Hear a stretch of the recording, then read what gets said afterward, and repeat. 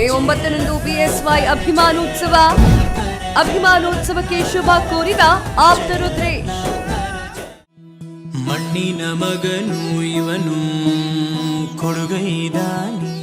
Rudresh BJP ರೈತ ಮೋರ್ಚಾ ರಾಜ್ಯ ಉಪಾಧ್ಯಕ್ಷ, ಮಾಜಿ ಸಿಎಂ ಬಿಎಸ್ ಯಡಿಯೂರಪ್ಪ ಅವರ ಅತ್ಯಾಪ್ತ, ಬಲಗೈ ಬಂಟ.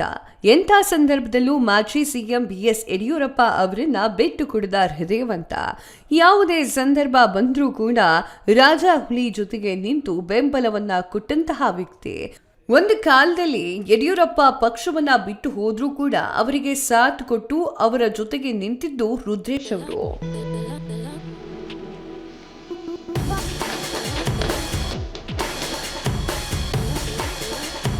ಬಿಎಸ್ ಯಡಿಯೂರಪ್ಪ ಅವರಿಗೆ ರುದ್ರೇಶ್ ಅವರು ಮಗನ ರೀತಿ ಅಂದ್ರೆ ತಪ್ಪಾಗಲ್ಲ ಬಿಡಿ.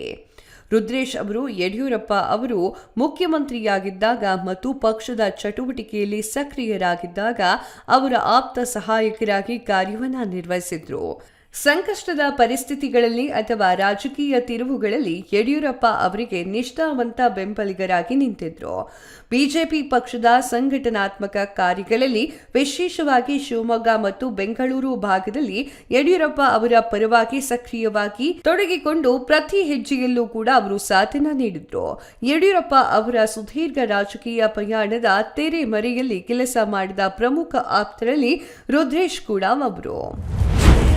ರಾಮನಗರದಲ್ಲಿ ಬಿಜೆಪಿ ಸಂಘಟಿಸಲು ರುದ್ರೇಶ್ ಶ್ರಮ. ಕಷ್ಟದ ಸಮಯದಲ್ಲಿ ಬಿಎಸ್ವೈ ಜೊತೆಗಿದ್ದ ಆಪ್ತ ಬಂಧು.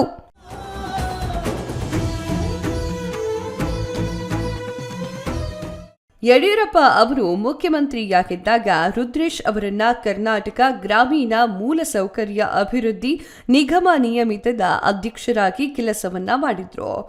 ರುದ್ರೇಶ್ ಅವರು ರಾಜಕೀಯವನ್ನ ಆರಂಭಿಸಿದ್ದು ಬಿಜೆಪಿ ಕಾರ್ಯಕರ್ತರಾಗಿ. ಜೆಡಿಎಸ್ ಮತ್ತು ಕಾಂಗ್ರೆಸ್ ಪ್ರಬಲ ಹಿಡಿತದಲ್ಲಿದ್ದಂತಹ ರಾಮನಗರ ಜಿಲ್ಲೆಯಲ್ಲಿ ಬಿಜೆಪಿಯನ್ನ ಸಂಘಟಿಸಲು ಅವರು ದಶಕಗಳಿಂದ ಶ್ರಮಿಸಿದ್ರು. ಪಕ್ಷದ ಮೇಲಿನ ನಿಷ್ಠೆಗಾಗಿ ಅವರನ್ನ ರಾಮನಗರ ಜಿಲ್ಲಾ ಬಿಜೆಪಿ ಅಧ್ಯಕ್ಷರನ್ನಾಗಿ ನೇಮಿಸಲಾಯಿತು. ಈ ಜವಾಬ್ದಾರಿಗಳಲ್ಲಿ ಅವರು ಚಾಮರಾಜನಗರ ಮತ್ತು ರಾಮನಗರದ ಭಾಗದಲ್ಲಿ ಬಿಎಸ್ವೈ ಅವರ ಸಂದೇಶವನ್ನ ಸಾರುವಲ್ಲಿ ಪ್ರಮುಖ ಪಾತ್ರವನ್ನ ವಹಿಸಿದ್ರು.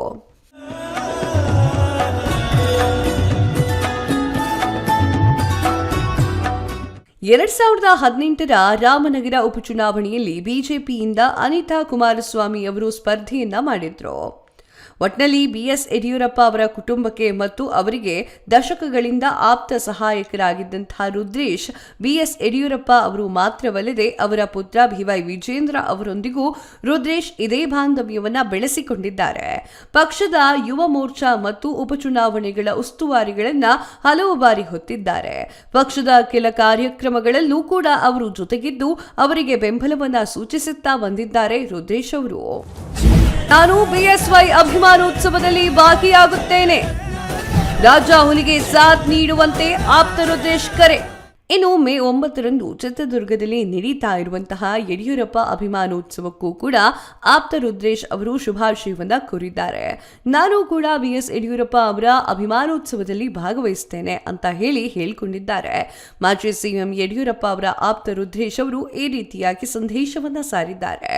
ಈ ಒಂದು ಅಭಿಮಾನೋತ್ಸವದ ಕಾರ್ಯಕ್ರಮದಲ್ಲಿ ಲಕ್ಷಾಂತರ ಜನ ಬಿಎಸ್ ಯಡಿಯೂರಪ್ಪ ಅಭಿಮಾನಿಗಳು ಭಾಗಿಯಾಗಿ ಬಿಎಸ್ ಯಡಿಯೂರಪ್ಪ ಅವರಿಗೆ ಸಾಥನ್ನ ಕೊಡಬೇಕು ಅಂತ ಹೇಳಿ ಕರೆಯನ್ನ ಕೊಟ್ಟಿದ್ದಾರೆ.